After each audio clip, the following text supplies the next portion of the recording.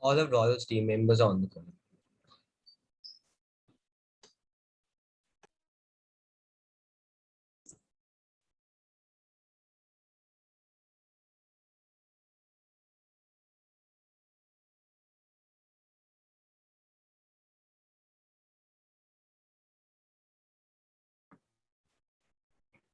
Yeah, HFC is here.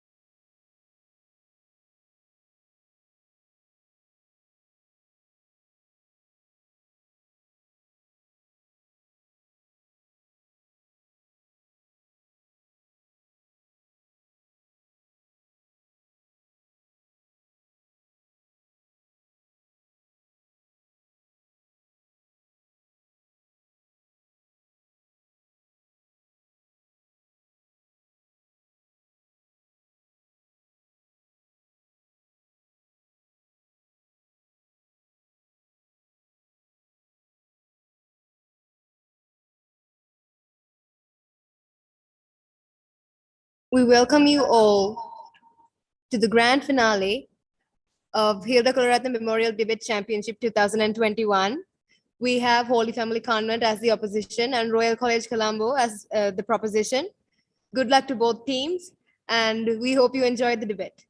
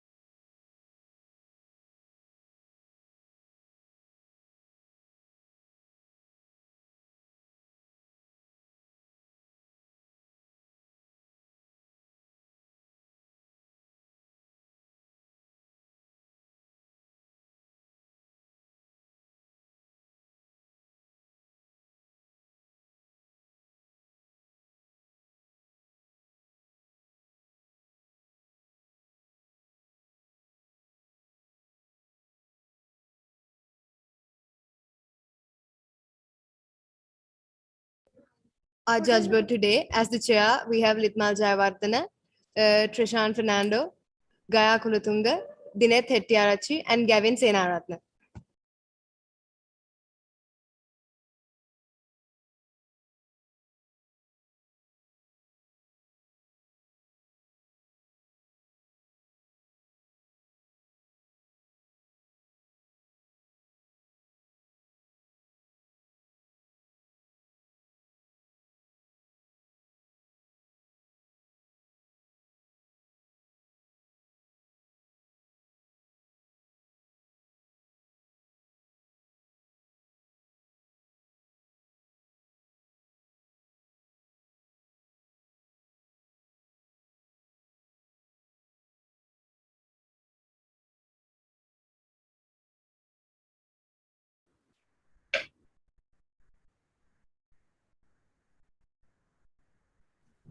Now we invite proposition to start the debate on the motion, this House would ban religious schools. I repeat. And now we would like to invite the proposition to start the debate on the motion, this House would ban religious schools.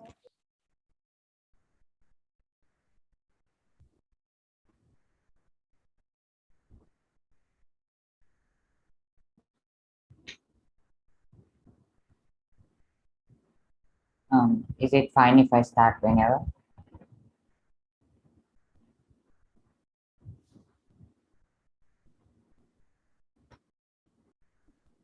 Yes, I think we should be good to go. Okay. I'm audible and visible, right? Yes, you are. Yes. 3, 2, 1. Panel, for far too long have radical ideas been created by these radical religious figures. We, as side proposition, strongly believe that the best way to solve this problem is by banning religious schools, so proud to propose. Before I move on into my arguments, 3 points of stance. Firstly, as to what these schools look like. These schools look like schools which only allow one type of teaching, which is religion, and mainly conducted by the head priest or any other higher official of that church, mosque, or whatever. We see that we're not talking about schools that, with government curriculums. We're talking about schools which don't have a set syllabi and go on their own streamlined ideas. Secondly, that this debate mainly focuses on religious schools within rural villages, which mainly have religious communities of the same religion that don't have any internet connection or any social media. So essentially, they're cut off from the rest of society. No, thank you, man. And and the head priest basically has a large influence within this community because there is no social media to connect them with the rest of the world, and they're likely to be indoctrinated from the birth because it's been going on historically from their grandparents to their great grandparents, and their parents will force them because that's the thing that they've been taught to do for centuries upon centuries. Thirdly, is that we concede to a certain degree religion is important, but they need to teach other religions as well as make it a standardized government syllabus without giving out their streamlined ideas only. Also, we believe that we should allow them to give other secular lessons such as science, arithmetic, mathematics, whatever, and we believe that they should have the choice to learn those subjects and not only the ideas that they want to give them. First argument then is on why there is a principal imperative to then ban these religious schools. I believe that first, since their birth, they were forced by their parents, who were in turn forced by their parents to go to this school. And this narrative was created by the line of these head priests or the head person of the mosque, which is unjust because they're taking away your right of choice to choose whether or not you want to go to these schools. You're being forced because for generations upon generations, your family members have been going to the school, and because of that and no other reason are they forcing you to go into the school.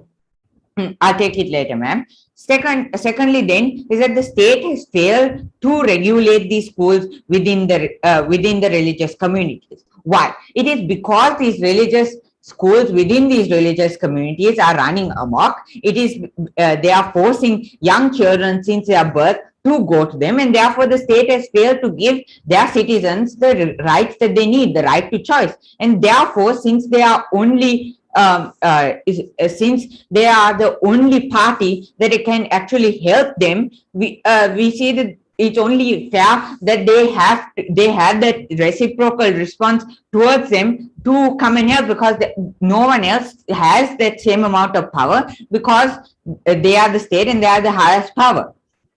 Thirdly, then, is that your freedom of expression is now coerced to a large extent. No, thank you, ma'am. Because since birth, these schools, by indoctrinating you at birth, you're likely to believe into whatever they say. You're likely to believe it also because your parents told you that they went through the same thing. We see that secondly, that even if in the worst case scenario, they don't believe in what they are being told within these religious schools. They are saying that they don't actually come out because they have a fear, because it's set in place within these religious communities that all believe in that one streamline idea, and they're not going to be able to come out because everybody else within that community accepts the points that have been given by this head priest or the headmaster person. We see that my second substantive argument then is on how we able to create a better society as a whole. First of all, we need to understand that the echo chambers that are being created within these communities are extremely harmful. First of all, how these echo chambers are being created is because they are separated literally from the entire portion of the country, because within these within a large majority of these religious communities, you're not likely to have things like internet, you're not likely to have things like social media where you can get to know about other religions, where you can get to know that you have a right to choice. All they've been told since their birth is that you have to go to these religious schools and you have to follow these ideologies that are being given to you by the head priest. We see that since this, you increase the radicalistic ideas that are being preached, because there's no exact checks and balances. There are no actually set syllabi to regulate what they are preaching. The effects of this are so vast, and for example, it seems like the Easter Sunday attack, where they were taught within their madrasa for years upon years that any other religion is harmful to Islam. They have been created that way, and therefore you get things such as the Easter Sunday attack, where in fact they have been taught to do so since their birth.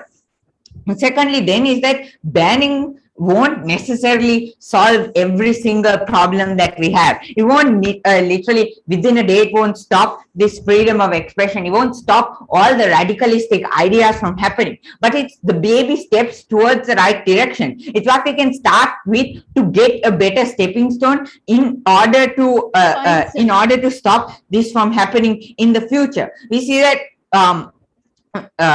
first of all, you're exposed to things outside of your religion, so you're less likely to get these echo chambers happening, because you're not going to bounce around the same streamlined ideas within each other. You're going to get other ideas coming in too. Secondly, is that children are likely to be scared, so they won't come out necessarily within these religious communities. We won't solve all of the freedom of expression issues that we have, but we see that we can solve a great portion of it by at least letting them to come out and telling them that they're scared, telling that they don't want to follow this religion, telling them that they can choose whatever religion they want to for the betterment of their life. We see that thirdly, even if there are still radicalistic ideas out there in the world being given out by these head priests who were earlier in these religious schools, we see that their ideas now get drowned out. Why? Because there are a large amount of ideas that are now coming in, so it just gets drowned out because it's one of the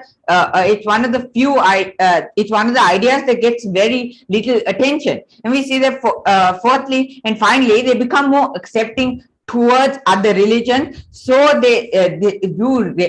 you reduce the amount of religious tension between each religion. We see that this can stop effects such as the Easter bombing attack, which happened because these people had been conditioned to say that Christians are much less than Muslims, and we see that this shouldn't happen, and we should actually reduce the amount of tension between religions, and therefore that's so proud to propose. Thank you.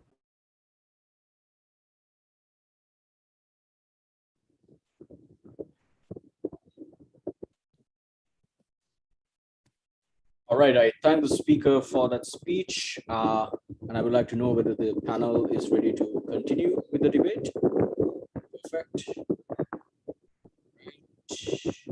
Can I get confirmation from the rest of the panel?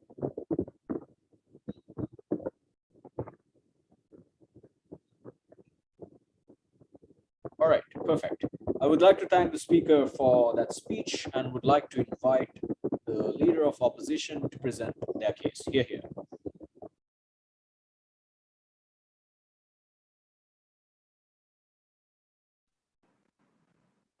Can I be heard clearly? Yes. Okay, thank you. I'll be starting in 3, 2, 1. Chair, when I first walked down into that canteen of that international school, and I just simply asked them if they would have kosher food, they laughed at me and they mocked me. Why? Because I was giving into certain religious ideologies. Side proposition comes up and frames their debate and makes all their argumentations on one single characterization of religious schools, which was these extremist religious schools that function under one religious priest or whatnot. We tell you that yes, as side opposition, we will also be debating on the grounds of these schools, but we tell you there are a larger variety of religious schools out there. For examples, there are schools like, for example, HFC, for example, that follows the normal curriculum, but also is considered as a religious school. We tell you that religious schools is something to do with the religious environment that persists within the school, and you can't limit it to schools that, engrave religion into the syllabus or whatever. Having said that, moving on to key points of rebuttal. First of all, they come up and talk to us about that you want to ban these religious schools because there is a rise of radicalists and extremists. So yeah, they panel, they come up and tell you that, and in the very same breath they tell you, what, banning schools is not going to solve all the extremist problem out there. If they don't even give you a solution for all these extremist problems by banning schools, why are they doing it in the first place, right? They give us no counter mechanism as to what happens when you ban these religious schools and the religious sectors in itself choose to go against the state for doing so. But second of all, they come up and talk to us about, in rural areas, how rural areas depend on their religious schools because they don't have internet facilities, etc. Panel, we believe this is highly ironic and this falls onto our side. Why? Because then if you take away these religious schools from these kids who don't have religion and who don't have internet and who don't have resources, etc., what solution are you giving them? Is side proposition going to leave these children without education at all just because side proposition happens to be a privileged set of students? But then they go on to talk to us about, how the state has the right to regulate, and because of that, they can ban these schools. Now, panel, they are debating this in the same society at which the state has allowed you to follow your religion and for the religion to function freely. Now, in that same paradigm, apparently the state also has the right to take away this. Isn't this a bit inconsistent? We tell you that this, instead of the state downright banning schools, it's better if they come to terms of negotiation and more open discourse. Then they talk to us, interestingly, about this fact of being indoctrinated by birth, about, coming from a family that indoctrinates you. Panel, I tell you that if from birth I was fed one ideology by my mother and father, and if I'm indoctrinated at home, just because I go to an international neutral school without a religion, doesn't mean I can't turn out to be a radicalist. Then they talk to us about echo chambers. First of all, we tell you that, yes, we understand there is going to be a certain principle of echo chambers functioning here, but considering the fact that we live in the social media era, and there's this check and balance mechanism that happens because you're exposed to things like free media and whatnot, the children in itself are going to be able to expose to different viewpoints. And we believe that sort of harm that comes is going to be mitigated by these external factors.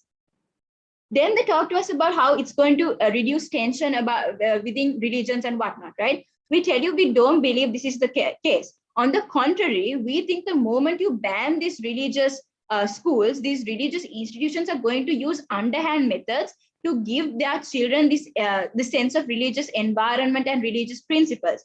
This is when you tell you it becomes far more detrimental, because that paves way to great extremism and more tension between religions.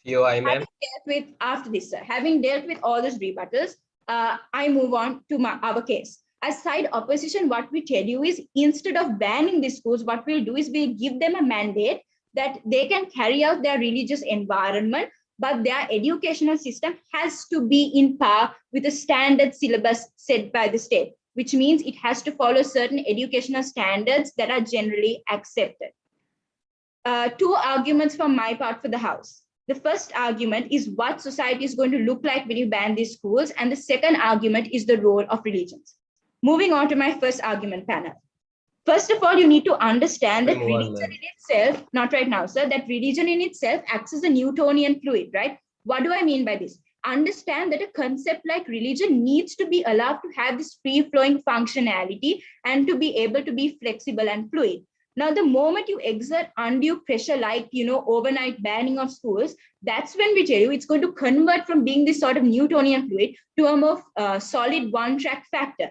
This is detrimental. Why? Because you understand that when you allow something like religion to be fluid, even the conservative group of people within that are able to act with a broad mindset, where they are able to be coercive with other social factors and other social groups. But the moment you ban religious schools, it's going to send this message to these religious communities that, look, the state in itself is against you. That's when we tell you that even the portion of people who were conservative and yet open to other ideologies are now going to be forced to be extremists, forced to be radicalized, so that they can get their message across to their people. Second of all, we tell you that banning government schools is going to look like the government taking away your religious freedom, right? Panel, that is when we tell you that apart from what side proposition told you, on the contrary, what's going to happen is that these religious sectors or these religious parties are going to move towards underhand methods of propagating their agenda. And we don't believe this is beneficial. Why? They are going to necessarily go against the state. Then we tell you that in most developing countries, for example, like in Sri Lanka, you understand that most public and free schools function under a majority religion. For example, most public schools in Sri Lanka are Buddhist schools, right? Now, by that metric, you won't be banning these schools just because they are religious schools or whatnot, right? Because they're public schools, you won't ban them, which means you're looking at a situation where you ban schools which cater to a minority religion. Just think of the tension that's going to bring about, right? Now it's going to look like a minority versus majority religion scenario, and we don't believe that is going to be a good thing. They speak to us about rural areas. That's exactly what we tell you. If these kids can not right now, sir. If these kids only have a school that's connected to their church and they lose that, where are they going to go to? How are they miraculously going to get the resources and the means by which they can travel so far to get to a public school, right? Because we don't believe they have the resources to join a private school. But moving on to my second argument, which is the role of religion. Panel understand that religion in itself is something very intrinsic to a person. A child and a teenager going through this chaotic phase of life needs an anchor and a sort of fixation point to go back to get this sense of community and to hold on to what they call their identity. We believe that because religion provides this, and considering the fact that they spend over 6 to 8 hours in school, and because their peers now share this common religious ideologies or whatever, it's easier for them to find this sense of identity in a time where identity is a difficult thing to deal with. We tell you that you have two types of children, right? Children coming from privileged families and children coming from dysfunctional families. For those of us who come from dysfunctional families, we tell you we find this safe harbor in terms of our religious school and the environment it sets you. And we don't believe this is this is going to clash with education whatsoever. For all these reasons, panel, we ask you to rightfully oppose.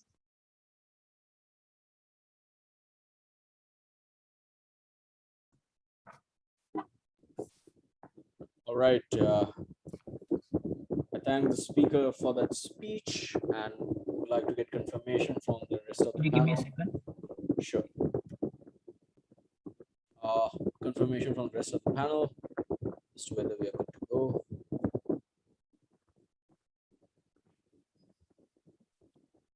All right, the panel is ready. The second speaker from proposition can start whenever you are ready. Here.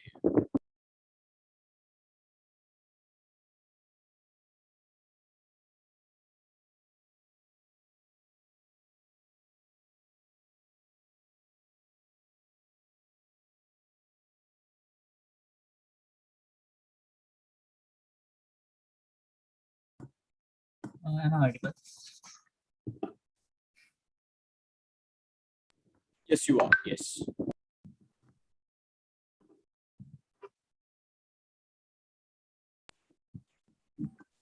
Yes, you are audible.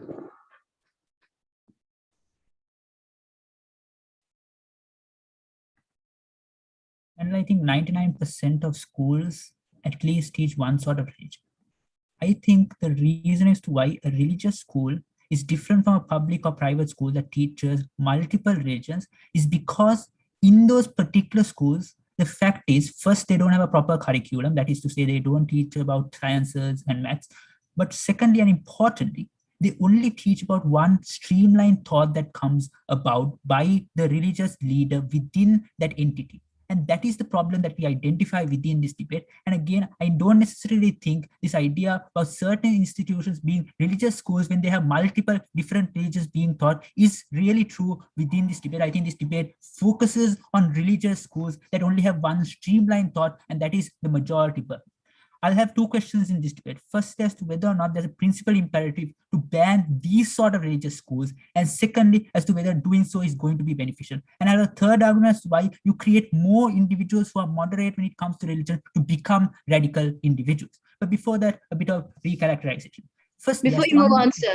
No, ma'am. First, there's to understand as to why exactly we told you it's the most biggest stakeholder within this debate are these individuals that come from these kind of rural areas. That is to say, these are the individuals who are most vulnerable within this debate. That is to say, these individuals go into religious schools. Point, The sir. only thought process that comes about is from these religious leaders. The only thing they learn throughout their lives is from these religious leaders who, in the vast majority, I didn't think opposition, they themselves to a certain degree considered this, that have these kind of radical ideas, and that is inherently harmful. And that is what we as proposition are going to solve. The fact of the matter is, to a certain degree, fine, you might have radical ideas in people who go to religious schools in Colombo, but the fact is, the people who go to rural religious schools have a far worse life. Point of information. And that is what we solve on our side. Let's move on then to the first question on the principle. And here I never really heard a lot of response when it came from side opposition against our principle analysis, where we told you exclusively as to why we're going to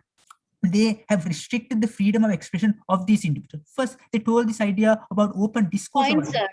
No, ma'am. The fact of the matter is, the open discourse, as they talk about within these religious institutions, does not really exist. That is to say, the fact is, discourse at all doesn't exist in the vast majority of religious institutions, because the fact these are constrictive institutions that make it so that any idea that is not part of your religion needs to be shut out, and your religion is the most important. In that kind of idea, I don't think open discourse exists, and that's principally unjustified, because freedom of expression of individuals needs to be existing. But also importantly, I think you can't have these children being forced into conforming to something that is very, very harmful. But secondly, understand as to what exactly we told you when it came to state fair. That is to say, we told you that to a certain degree, the state has given leeway to these religious institutions to do what they want in the past. But the fact of the matter is, the state has failed them. And understand, I don't necessarily think, but you having this proper curriculum, the fact is, on your side of the house, who are the people who are going to teach this particular curriculum? It's still going to be these religious leaders who are going to teach those curriculum. I don't think they're going to necessarily be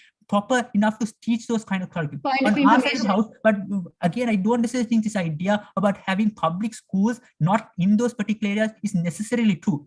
what I think happens in vast majority cases within these institutions and within these communities, I argue that these individuals go into religious institutions because of the fact that parents force them to do so, because that is what their parents learn, because the clergy within those communities have a large denomination. That is to say, it's not that there isn't any public institutions, rather the public institutions don't have enough students because most of the students conform and go to these religious institutions rather than these public institutions. Therefore, I think what the state should do is, when you ban these institutions, no ma'am, when you ban these public religious institutions, what you would do with the state would make sure that these children now go into public education. That is to say, you're going to have a curriculum that is created by the state that is basically our side of the house, and I don't think their side is going to have a proper curriculum. It's very unintuitive to buy that we're going to have a curriculum in a religious school that teaches religion. Therefore, on our side of the house, you're going to have them go into these particular places, and the state is going to make sure that these children are going to learn. Let's move on then to the second question. This is very important. Firstly, is to understand as to why you're more likely to not get these radical individuals coming out after you ban. That is to say, they said that these religious leaders are going to conform even after we ban these religions. Firstly, I don't think these religious individuals are going to be able to garner the same amount of support. Why? Because they're going against the state. And I don't think the vast majority of cases, the normal person is going to go out and help an individual, or the religious leaders are going against the state. Because of the fact is now the amount of credibility that these religious leaders have, because first their school in our itself is banned, and the reason it was banned was because they thought it was indoctrination, and therefore the amount of credibility you're going to have in that instance will be far less. Therefore, any radical individual that does exist is going to be far between, and that means the amount of individuals who are going to exist on their side of the house who are radical within status quo is far less. But secondly, understand what the narrative within status quo is. The narrative within status quo is there are people who go to these religious institutions who are people who don't want to go to this institution, but they're forced into going into these religious institutions. On our side of the house, to all those individuals who are forced into to go to these religious institutions, you're going to give this ability a choice. That is to say, now they're going to go into public institutions that they can learn religion, because we told you you're going to teach certain religions in those public institutions, fine, but you're going to teach other curriculums also within. Therefore, you don't necessarily think they're going to stop teaching religion, because our first speaker clearly told you as to why we do believe that religion in and of itself to a certain degree is important. Therefore, you're going to have more individuals more likely to be far more open. That is to say, you're not going to have individuals from a young age being as radical. They're going to be far more accepting. They're not going to be segregated. And finally, I do think this idea about them having other external factors that can help them garner a certain amount of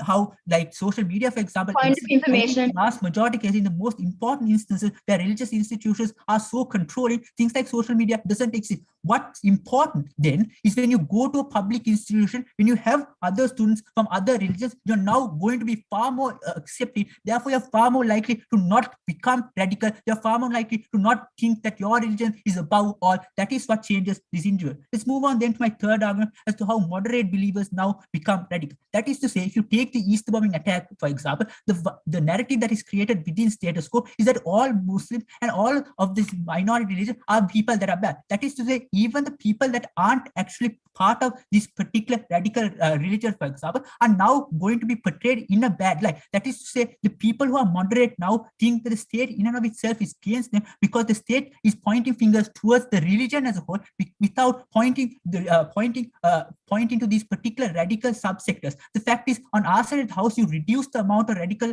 subsectors that exist. Therefore, moderate individuals are not going to conform and going to go out and retaliate against the state and also become more radical. This responds to their whole idea about when they came up and said, look, you create more radical ideas through their side, through banning this, because I don't necessarily think banning a radical religious institution is going to create more radicalism. It's going to reduce the amount of support you garner for radical institution. Therefore, because of all these reasons, we side with proposition.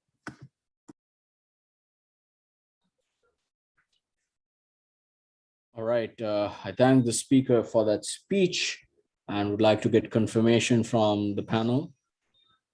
Okay.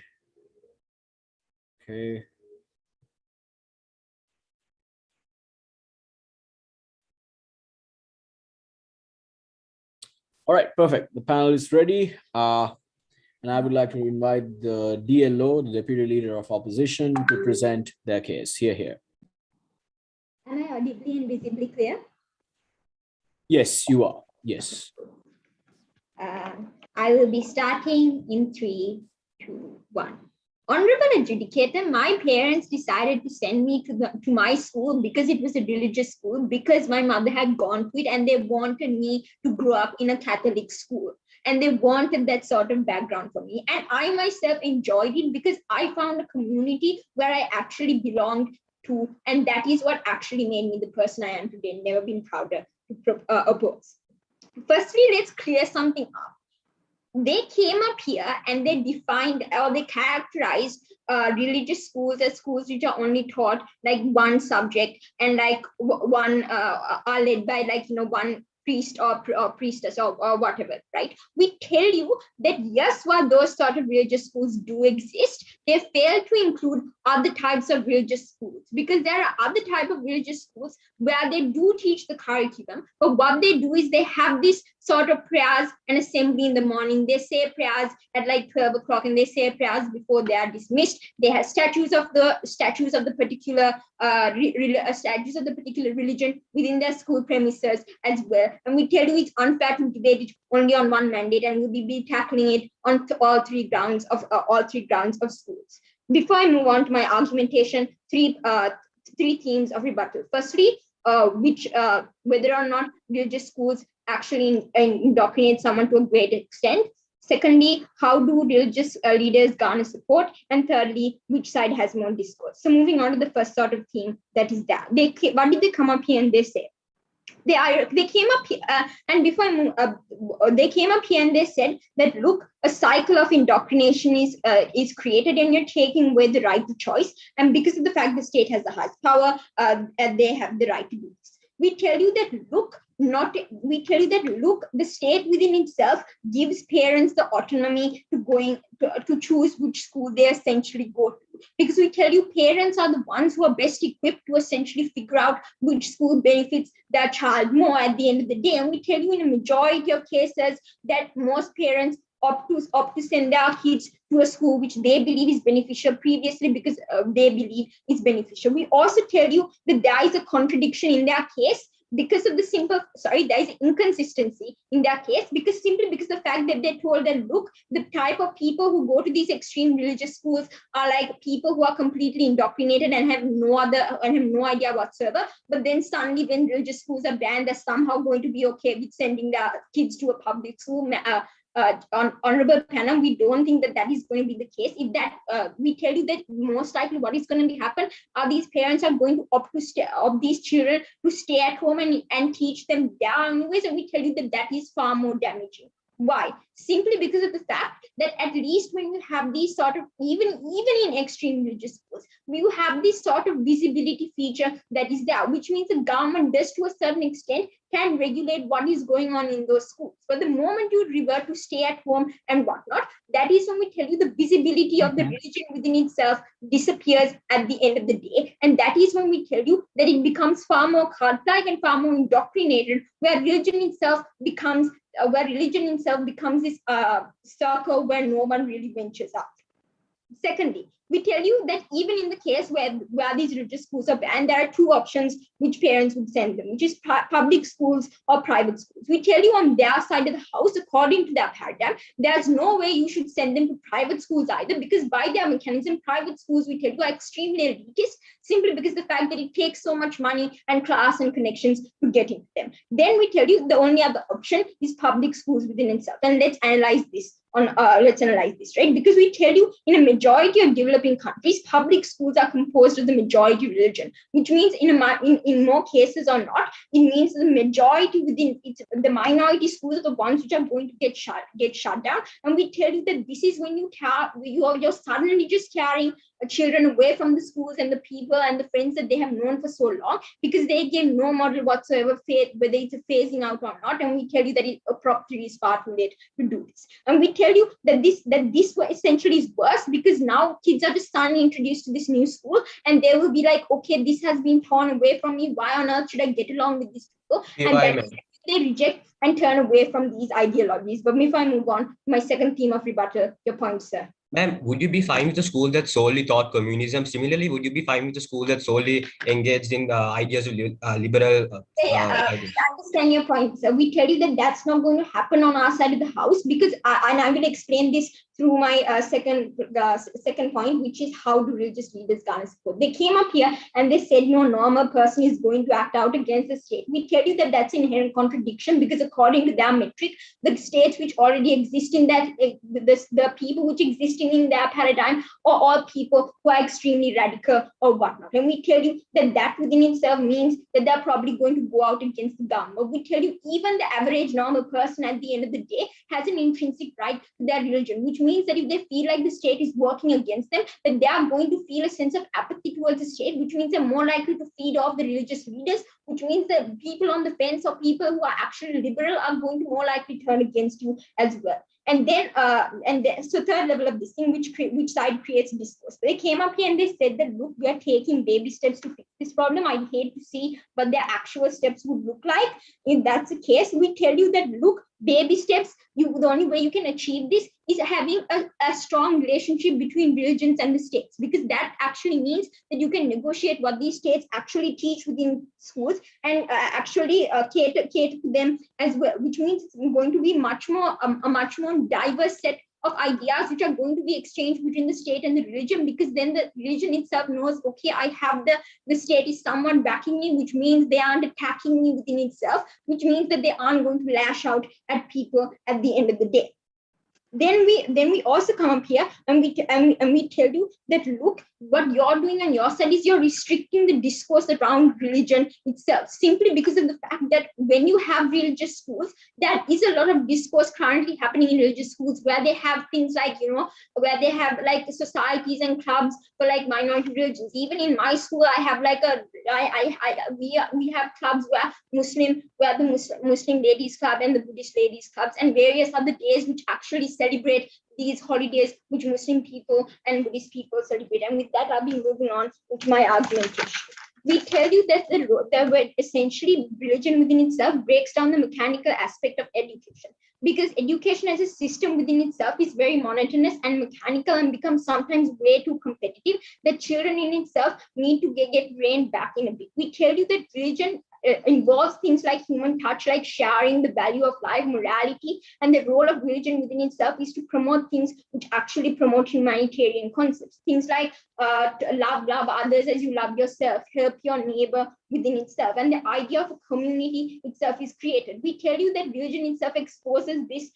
Religious schools allow this sort of environment to happen. Things like Ramadan, where you fast, where you have to fast in school. We tell you that public schools are not necessarily going to be open to it and not going to be open to kids eating like kosher food or halal food within itself, because it's being deemed irrational and not outside the majority religion. And that is when we tell you that these sort of views of like alienation and isolation are brought on religious children. And that is when we tell you isolate them from everyone else. Because of these reasons, we ask you to side with opposition.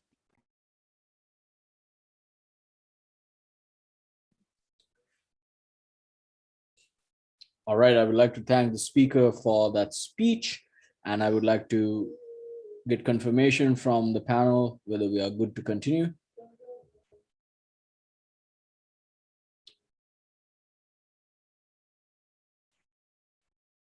All right. And now I would like to invite the Chief Government Whip to present their case. Here. Yes, please give me a moment.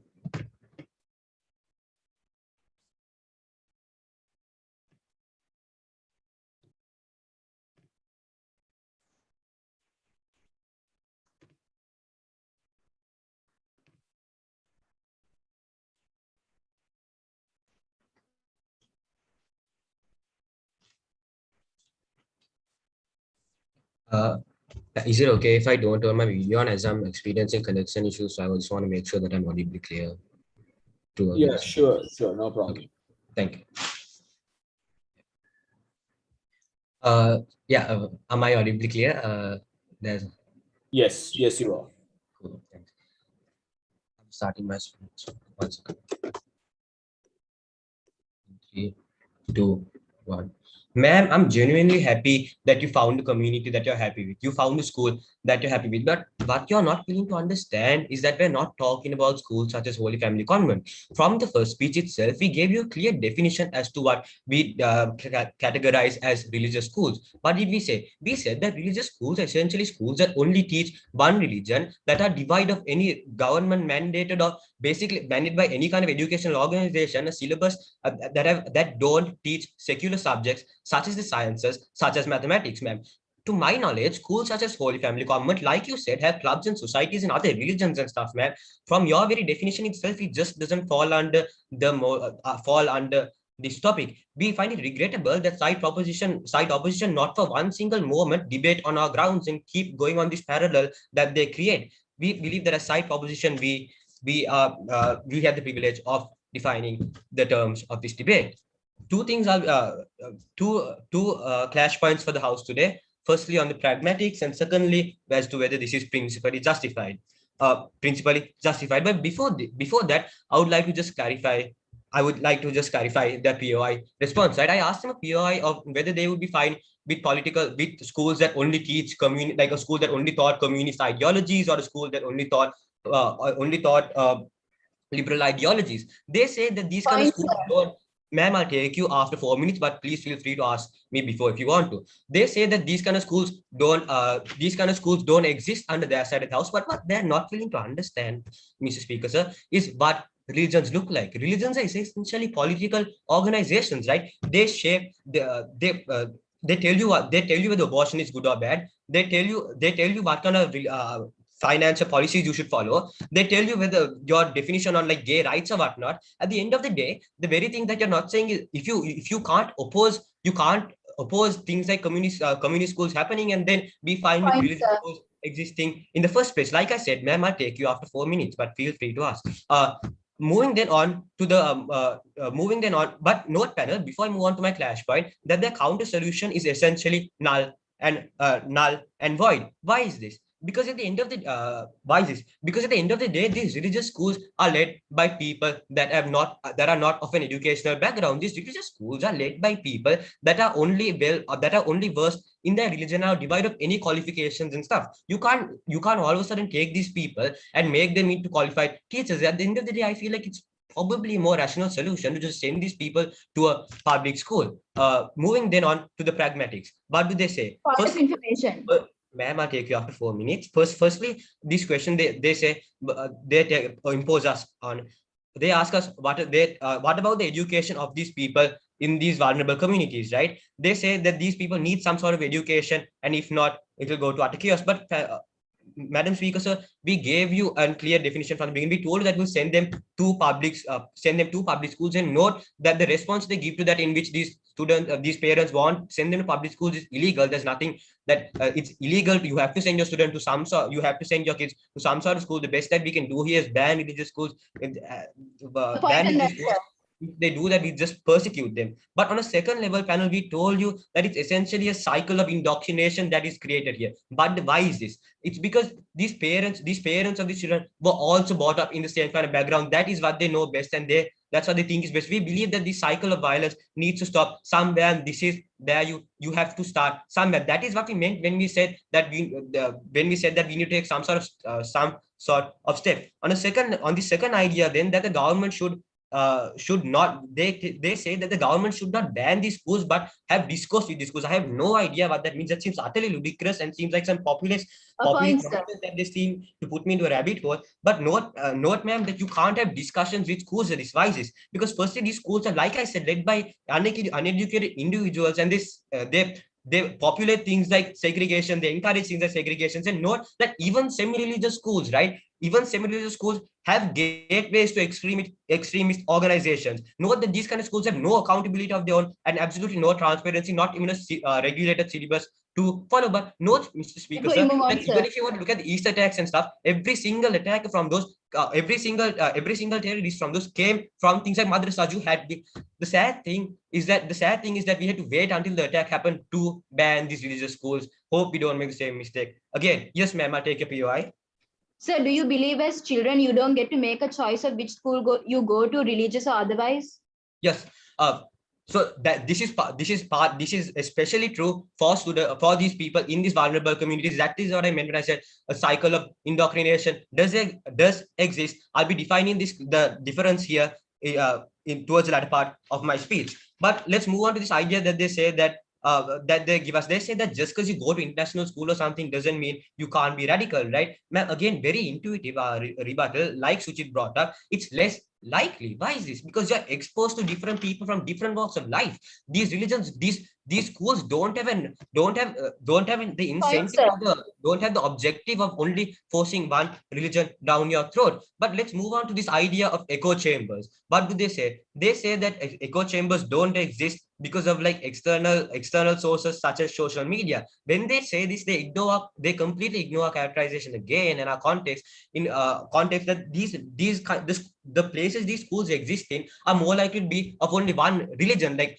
for example, like probably a place where like only Muslims were to live, or like a place where it's a majority of Tamils were to live. Again, just examples. Note panel that in places like this, discourse does not occur because you don't meet different people from different walks of life. At this point, you can't you these kids will find it ridiculously hard to dissertate which kind of values are right and wrong. Why? Because they have nothing to compare it against. Moving then on to this idea that they give us, they say that moving then on to Point, the fact sir. that they say that you shouldn't ban should ban schools that cater to minority religions and stuff like that. We say that in these public schools, we just make sure that they all uh, teach all religions. But they also say that you're going to send a message to these religious communities that you don't care about them, right? Panel at the end, Madam Speaker, say at the end of the day, we believe that negligence is culpability. We believe for far too long has the state blamed extremism on these kind of these religious groups, when essentially all they have to do is ban these organizations, beat the roots out of extremism. We believe that moderate individuals will actually be thankful that you're banning these kind of schools, because everyone knows these are where extremist ideologies are perpetrated from. Moving then on to the principal clash point, right? Note panel that there was absolutely no response. They don't even send a minute of both their speeches talking about the principles. It seems they have already given up on it. But let me just let me tell you what we talked about. We told you that state failure occurs here. Why is this? Because the state is uniquely the only individual that has the ability to ban these kind of schools. And when you don't do it, and you essentially use these, when you don't do it and terrorist acts happen, you're directly responsible, morally culpable in these acts. But note, we also told you that freedom of expression is banned here. Freedom of expression is violated here. Why is this? Because these children that go to schools don't have a choice. We believe that it's crucial. It's crucial to a democratic society, to a multicultural society, for these children to integrate with different people from different walks of life. Note panel that at least quantitatively on our side of the house, these extremist ideologies will have less of an audience and less credibility to follow. Ma'am, if this panel, if this motion were to pass, motion were to fail, so would the hope of the ever existing a peaceful society. Side with proposition.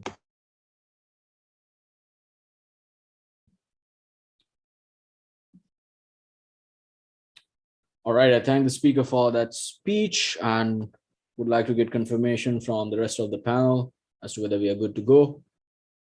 Perfect.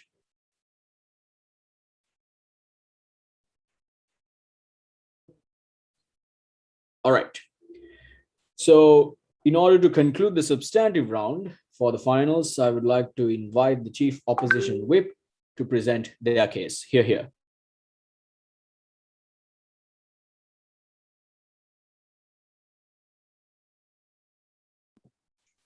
Can I be seen and heard clearly? Yes, you can. Thank you. I'll be starting in 3, 2, 1. Chair, they're equally as confused as side proposition is on their case, right? Why? Because they first off come up here and say that you don't have a right to choose what your school is and how you're taking this freedom of choice away in their first two speeches. But then the third speaker comes up and he's like, yes, that exists on both paradigms, how even they themselves don't have this sort of right to choose which school you go to, right? But I have two main questions to answer in my speech, right? What happens when you ban these religious schools? And the second one being the role of religion in today's debate. So first off, what happens when you ban these religious schools, right? Let's look at things like rural areas, right? Which they didn't necessarily come up here and give us a proper alternative, right? They just came up here and told us about how our alternative doesn't work, and how they necessarily didn't give us a proper solution. But when you come and think of things like rural schools, where they came up here and said that there's not going to be any internet, they won't be able to get internet, so they're going to have this one set mindset, right? Why that doesn't fall on their side is because, first of all, these rural areas, they only have this sort of religious schools in place, right? To get to like a public school or a free school, you have to go to like the main village, right? So there we see you necessarily can't go, like people who can't afford to go to the main village won't be able to get this sort of good education, right? So on their side, we see that now what's going to happen is people necessarily in these rural areas won't be able to afford a proper education, and they would go on with this cycle of poverty. Why? Because they necessarily won't get this sort of education to come out of it, right? But furthermore, we see that they don't have this sort of resources. They don't have this sort of resources to stay afloat in themselves, right? What does that mean? That we see that in these rural areas, so many families in itself depend on these religious institutions to stay afloat, right? So when you take these away, we think it's going to be very detrimental for these children and for these families, right? And then moving on to my second sub point about public schools, right? We had a lot of debate about this, and they tried to come up here and be like, how public schools and religious schools are different and whatnot. But what we need to draw, I'll draw you this parallel about how even in public schools and even in religious schools, you're going to have a majority religion, right? You're still going to have that, right? But the difference is, in public schools, what's going to happen is you're going to have this sort of religion considered to be taboo, right? And we think it's going to be far more detrimental, right? They came up with this one-liner saying that when you go to a public school, you're going to be more accepting and whatnot. We don't necessarily think that's going to happen. Why? Because it's going to be easier to discriminate against certain set minorities, right? Because we see that there are certain narratives that have been put up against certain minorities, and these set narratives are going to be exercised by these children in public schools, right? Why? Because they know they have this sort of majority back in, and it's easier to bully a minority, right? But furthermore, we also see it's not just religious tensions that happen in certain public schools, right? We have things like ethnic tensions even happening in public schools, and we think it's furthermore damaging, right? But also in things like public schools, we see that how it caters to the majority, right? Even the side proposition never really responded to this. We think that in public schools, they have certain policies implemented that do cater to certain majorities, right? Like having certain prayers said in the morning and whatnot. We think it's going to be far more worse on their side. And then about extremist schools, this is all that side proposition talked about. They never really attacked us on things like religious schools, which happen to be schools like us either, But let's take them on their whole case about how extremist schools exist and how they're bad enough, right? Two responses to this, right? They come up here and tell us about how these extremist schools, how they put these radicalized ideas and whatnot. First, we don't think that happens. Why? Because when you take away things like when you ban these certain things, what happens is you're making this religion have this cult-like nature. What does that mean? That means you're giving this like taboo nature to religion. So what these religious leaders are going to do, like they came up here and told us about how religious leaders are inherently bad or whatever, they're still going to do the exact same thing, but with an underground mechanism. What does that look like? That looks like further indoctrination. Why? Because they know that they don't have this sort of checking mechanism or sort of control. Ma'am. Right? Not right now. Controlling these schools, right? But furthermore, like Renata came up here and told you about how religion is this has this fluid nature, right? So what does that mean? This means that the conservatives that are already there in these certain sets are be more radicalized. Why? Because they have this sort of underground nature. What does this look like? This looks like in a country like Sri Lanka, the majority ganging up and attacking minorities, which is going to create a far worse narrative, right? But let's talk about religious schools, which the debate was supposed to be. Move on, ma'am. Not right now.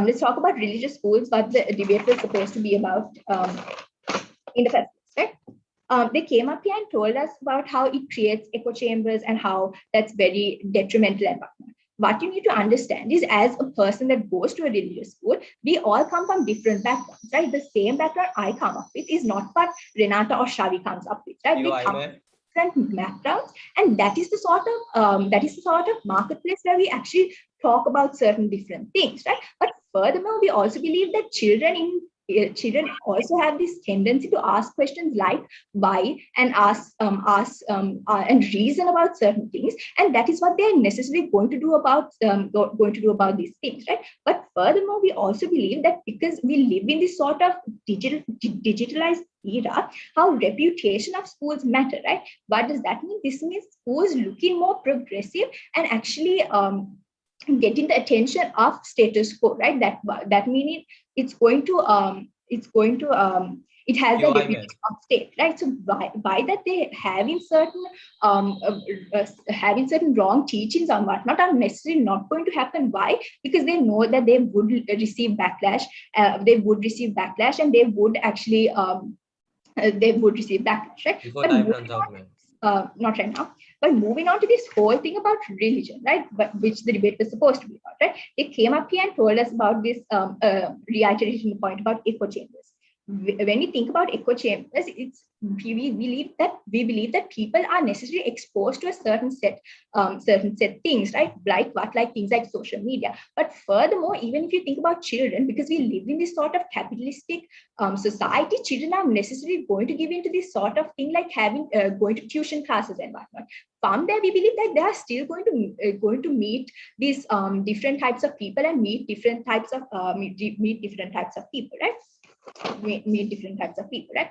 So they came up here and they tried to tell us that how minority of other religions are going to be there, and how that's going to be that's going to be bad and whatever, right? Like Shavi came up here and told you about how we do have certain things like clubs, how we have societies that actually represent certain minorities in this religious school to actually give them a voice, right? But furthermore, we have things like we do celebrate things like Ramadan and whatnot in these religious schools, which are far more better, right?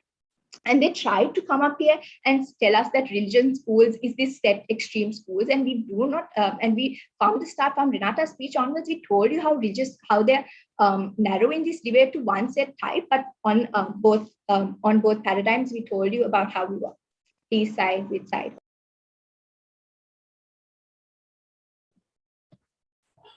All right.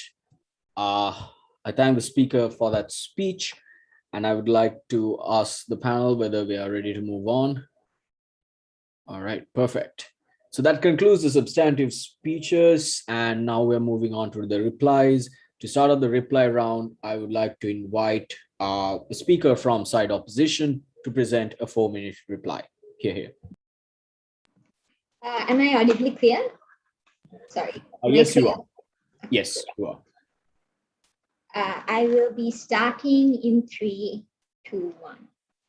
Panel, if you're confused on side proposition's case as I am, you're most likely not alone. We tell you that the moment that they fail to understand that there are different types of religious schools and only debate on the grounds of extremist religious schools, that is when we tell you they lost the debate. Because we came up here and we told you that, look, extremist religious schools are not the only type of religious schools which exist. There are other religious schools which exist, like the school which I go to, and there are so many other religious schools like that. We tell you that that is when they essentially lose the debate. 2 questions which have to be essentially asked to the asked from the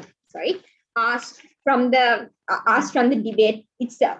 What happens when you ban religious schools, and then the role of religion which essentially plays in people's lives.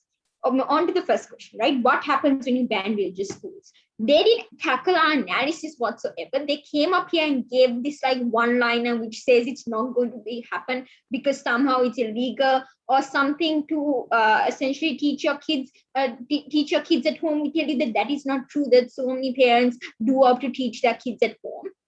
And we tell you that isn't enough of analysis, and reply is way too late to tackle any of that. We tell you what essentially is going to be, what's the impact which is going to happen. We tell you that essentially means it's going to become more cult-like and invisible, because we came up here and told you that, look, at least in religious schools itself, that you can at least see what they are doing, and and you can at least negotiate them and open them up to other forms of avenues and ideas which exist. But the problem with banning them is that the most extremist people are likely going to keep their kids at home and indoctrinate them there anyways. And we tell you that that's even more damaging, because then that is when religion in itself becomes an underground concept and much more harder to see. And we tell you that that is in itself is detrimental. They came up here and they said, then came up here and said that that's not going to happen simply because the fact that no religious leader is going to go against the state. We tell you that that is not true. It happens here in status quo. We tell you that religious leaders generally feed off of apathy within itself. So what does this mean? It means we came up here and we told you that, look, even in the extreme cases of religious schools, we tell you that they are still exposed to people of different backgrounds and different ideologies, which means that there are people of different backgrounds, which means that they are still going to have different ideas circulating, and children are still going to be curious about certain things because certain things, and because of that, we think that that clash essentially falls to us. So moving on to the second clash, which is the role of religion in itself. They came up here and they said that somehow you're being forced to go to these schools itself. We tell you that every child is forced to go to a school within itself, because children don't inherently want to go to school when they're 6 years old, but their parents within itself decide to send them to these schools because they believe in a majority of cases that they will gain some benefit from it. We tell you that it's important parents have this autonomy of sending their kids to these religious schools simply because the fact that they get this idea of community and identity and belonging within these schools as well. And we tell you that it's important to anchor these children as well. And we tell you that mutual benefits which exist on our side of the house is that these children can practice their religions and observe their religions in without being bullied for it or without being singled out for it. Without being singled out. We also told you that, look, in rural areas, these schools essentially give them the only sense of education which they will have, and without it, they wouldn't necessarily be able to function in any way of the world. And we tell you that this itself is a mutual benefit which they have. They gave no alternative for this. Then we come up here. And we tell you that, look, that because of these reasons, we have shown you not only why extremist religious schools, that this is the wrong way to go about banning them, but also that even middle ground religious schools play a big value. Never been prouder to oppose. Thank you. All right. I thank the speaker for that speech. And can I get confirmation from the panel whether we are ready to continue? Perfect. So we come to the last speech of the debate. I would like to invite a speaker from the proposition to deliver a 4-minute reply. Here.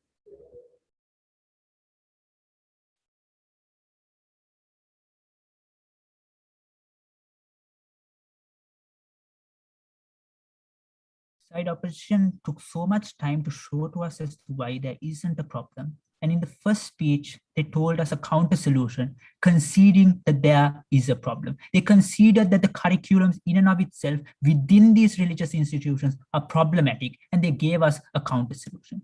I think clearly we see there's a small contention within that, and to a certain degree, once again, side opposition did concede that there is a problem within status quo that needs to be solved.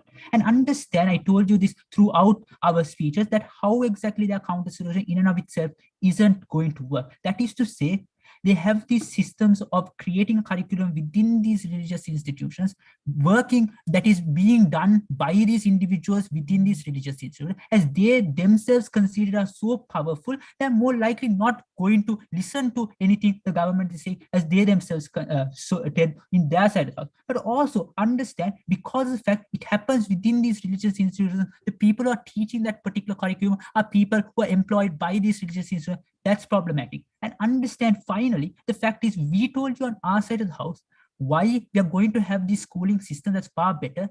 Is the fact is, we never told you we're going to stop teaching them this sort of religion. The fact is, you're not going to get this radical ideology that is taught by these leaders who are from this particular religion. Rather, firstly, you're going to get a far more moderate take on that particular religion. That is to say, it's a curriculum and that is created by the state in which you're not going to have radical. Yes, But secondly, as to why the existence of public schools, and this is why we win this debate, as to how we actually change the minds of those individuals far better than side opposition do, is understand you're more likely to see people going, because they had a huge idea where they came up and said people are less likely to go into these institutions that are public. The fact is, if those institutions that are public didn't have their religion, fine, they wouldn't likely to be going. But the fact is, we never said they didn't have that religion. They're going to still teach that religion. Therefore, they're more likely to still opt in to go to that religion because they themselves consider that they find value of that particular religion. That is to say, when they go into these institutions, what's going to happen, this is very important, what's going to happen is the fact is that radical idea that they have within their religion is going to become much less. That is to say, it's not going to happen overnight, but gradually, after they become more accepting to other religions, after they understand that one religion isn't as important, isn't so much more important than other religions, they're going to be far more accepting to other religions. That is to say, in our side of the house, then this problem of radicalism that both sides considered is the biggest issue within this debate is going to be solved far better on our side through this kind of schooling systems. That is why we should win this debate. But second, understand, and this is important, as to why our principle, even at this stage, is still there. That is to say, we told you as to why the state has failed to a certain degree, and that is why the state has to take a proper measure to solve these issues. And they themselves gave up a measure, but I told you that measure in and of itself isn't going to work. Therefore, our measure is far better to work because both sides consider that a measure needs to be existing. That is to say, secondly, as to why these institutions in and of itself has restricted the ability for these individuals to have sort of freedom, because they told you're going to restrict discourse. The fact is, the amount of toxic discourse that exists on their side of the house through this streamlined thought is far worse than any sort of good discourse that we have on our side when multiple ideas are being spread. And I don't think this is intuitive to buy that in certain instances that this one majority religion is going to be favored. The fact of the matter is, in vast majority, you're still going to have individuals who are going to teach that minority religion within those institutions, but also you're going to see far more less radical ideas spread around within these public institutions in the long run on our side of the house. The reason as to why, at the end of the day, the proposition win this debate is because we identified a certain issue, and we gave you a mechanism to solve that issue far better than the opposition. Because of that reason, side with the proposition.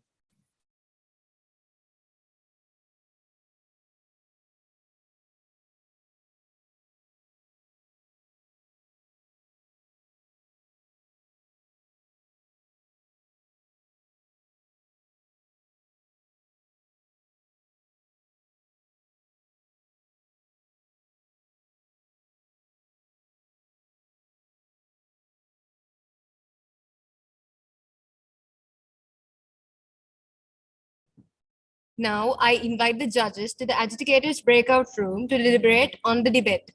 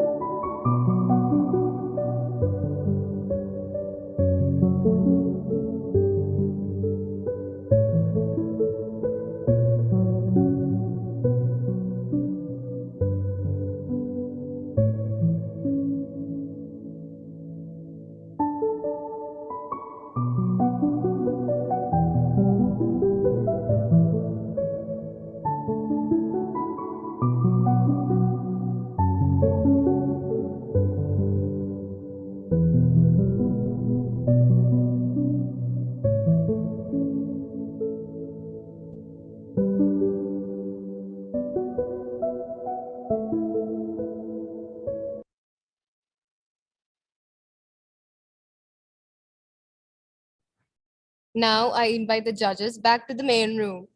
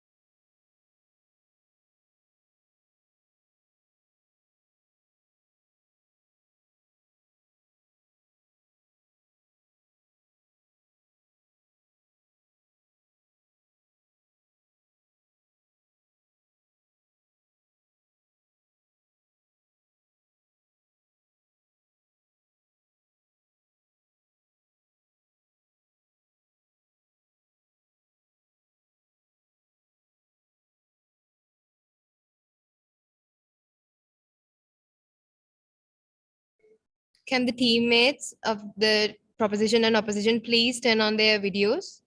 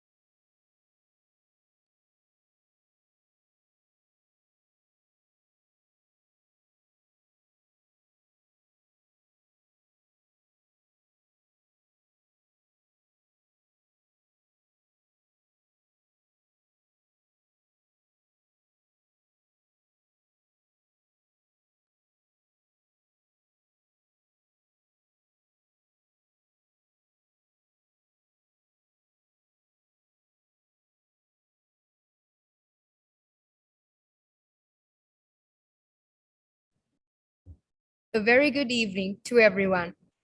First of all, we would like to extend our sincere thanks to the educators, to both teams, Royal College Colombo and Holy Family Convent, for participating in this debate championship. We would now like to announce the best speaker of Hilda Kularathne Memorial Debate Championship 2021. The best speaker is Tisha Mendes from Anand College, Colombo.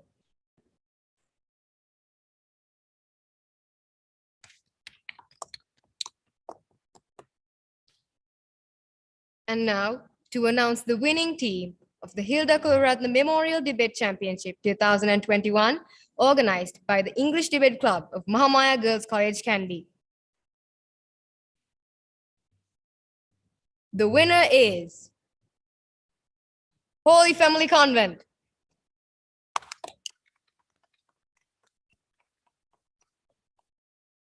Now we will announce the runner-up of the debate championship. The team who placed at runner-up is Royal College, Colombo.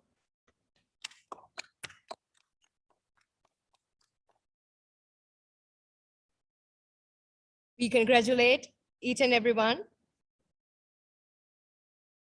We would like to extend our sincere and heartfelt gratitude towards our judge panel for devoting your time on behalf of us amongst your busy schedules.